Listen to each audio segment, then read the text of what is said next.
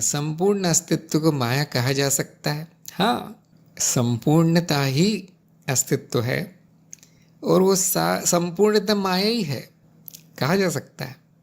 लेकिन फिर से मैं बताना चाहूँगा कि अस्तित्व में केवल माया नहीं है। अस्तित्व वो भी है जहाँ पर माया प्रकट है, जो माया का साक्षी है, दृष्टा है, अनुभव करता, वो भी तो अस्तित्व है। क्या वो आधा अस्तित्व है, 50%? नहीं, वो भी संपूर्ण अस्तित्व है।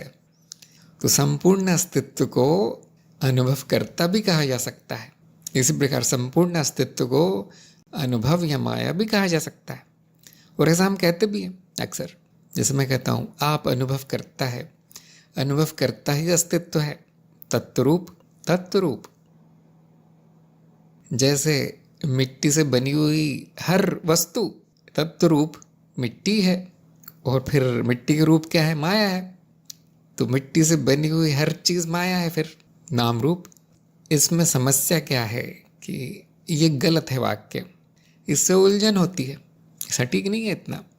तो अस्तित्व अद्वैत के स्तर पे नाम रखा गया है उसका, जो अनुभव और अनुभवकर्ता का मेल है, जहाँ पे अनुभव और अनुभवकर्ता का भेद समाप्त होता है, या ये जाना जाता है कि भेद नहीं था, भेद नहीं था उन दोनों में। अब उसको सत्य कहे, माया कहे, मिथ्या कहे, तत्व कहे, ये सब अर्थहीन हो जाता है।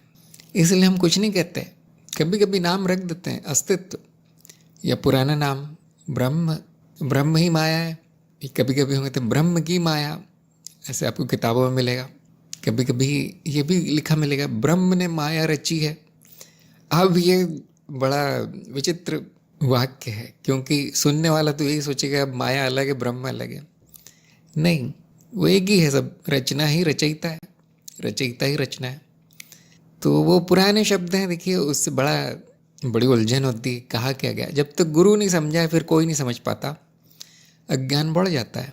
तो हमने इसका नाम रखा है अस्तित्व, मतलब होना। अस्ति मतलब होना संस्कृत में, बस होनापन, बस इतना ही है। अब उसको और कुछ कहेंगे, जैसे ही आप उसमें और उपाधियाँ डालेंगे, सब गलत हो जाता है, अज्ञान बढ़ जाता है। शब्द अज्ञान बढ़ाते हैं, घटाते नहीं। जिसने केवल शब्द सुने हैं वो अज्ञानी से भी बुरी स्थिति में है, क्योंकि अज्ञानी ने कम से कम वो सब तो नहीं सुना। इसलिए अद्वैत पे पहुंच के शब्द अर्थहीन हो जाते हैं। अब कुछ मत कहो, इतना ही गुरु कहेंगे, मौन, शांति, आनंद। क्या इसको ये कहा जा सकता है क्या सब बुद्धि का कचरा है वो सब? अब यहाँ पे बुद्धि काम नहीं करेगी। बुद्धि का कार्य विभाजन करना है और नाम रखना है। वो सब कर लिया होगा आप लोगों ने, सबने। अब क्या करें? अब और कैसे चलाएं बुद्धि को? ये बुद्धि कार की तरह है। अगर आपको एक जगह से दूसरी जगह पहुंचना है तो बहुत उपयोगी है कार। अगर आप उस जगह पहुंच गए हैं और प्रश्न आता है कार आगे कैसे पहुंचाऊं, आगे कहाँ चलाऊं, कार तो आगे नहीं बढ़ रही, तो वहाँ पे ये बताना ज़रूरी है कि आप पहुंच गए हैं, अब कार बेकार है ना? अब आप कितना भी चला लीजिए कार, कितना भी पेट्रोल डालते रहिए उसमें, आप घर पहुंच गए हैं, अब उतर जाओ कार से। अब कहाँ चला रहे हो?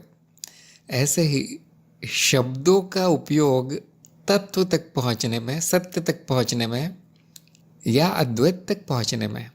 बुद्धि का उपयोग मान्यताओं, अंधविश्वासों को हटाने में है, शुद्धि में है। बुद्धि वो चाकू है जो बंधन काटता है, अज्ञान के बंधन। अब सब हो गया है, अब अपने घर पहुंच गए, अब अद्वैत पे पहुंच गए, ब्रह्म हो गए। अब ये इन उपकरणों को लेके क्यों बैठे हो, चाकू लेके और ये लेके, कार लेके, रस्सी लेके, ये सब क्या कर रहे हो अब इसका? अदिति से मैं पूछ रहा हूँ। अब उस दिशा में नहीं चलेगी बुद्धि, ऐसा नहीं कि वो बेकार है, उस दिशा में नहीं जाएगी, वहाँ अंतिम है। ये अंतिम के बाद आप कहाँ जाएंगे बताइए? वापस कार को कहीं और ले जा सकते हैं, उसका और उपयोग है। ऐसा नहीं कि बुद्धि अब त्याग देना है, नहीं, जहाँ उसका उपयोग करना है बिल्कुल सही चलेगी। अब वो अब अच्छी चलेगी, क्योंकि अब अज्ञान समाप्त हुआ है। अज्ञान क्या है? अशुद्ध बुद्धि, वो समाप्त हो गया, बुद्धि शुद्ध है, अब वो और अच्छी चलेगी। वो ऐसे ही कि पुरानी कार नई जैसे चले, उसमें एक छोटी सी आवाज़ भी ना आए, पुरानी कार नई हो जाए, नई जैसी हो जाए, आज ही खरीद के लाइए, ऐसी हो जाती है वो बुद्धि। लेकिन वो वहाँ से आगे नहीं जा सकती जहाँ उसको पहुँचाना था, पीछे जा सकती है। तो देखिए किस दिशा में आपको चलानी है बुद्धि, किस दिशा में शब्दों का महत्व है। सब जान लेने के बाद महत्व नहीं है, उसके बाद शब्दों का त्याग महत्वपूर्ण है, उसके बाद मौन ज़रूरी है। शब्द अब कहाँ काम आएंगे? दूसरों को समझाने में, दूसरों को सिखाने में, या सांसारिक विषयों में, या माया के ज्ञान में। वहाँ शब्द शब्द ही शब्द है फिर तो। और जहाँ पहुँच गए हैं वहाँ शब्द नहीं पहुँचते। जहाँ मैं हूँ वहाँ कोई शब्द नहीं पहुँचता, केवल मौन। अब आप उन नामों को कुछ और बना दे, कुछ और उसका अर्थ निकाल दे, अब अज्ञान बढ़ेगा, घटेगा नहीं। फिर भी आप विचार कीजिए, जो मैंने उत्तर दिया है माया के बारे में, और सब कुछ तो अस्तित्व ही है। आप उसका नामकरण कर सकते हैं अब जो चाहे, है ना। कितने लोगों ने कर दिया है, आप कर सकते हैं, लेकिन कोई उसका उपयोग नहीं बचा।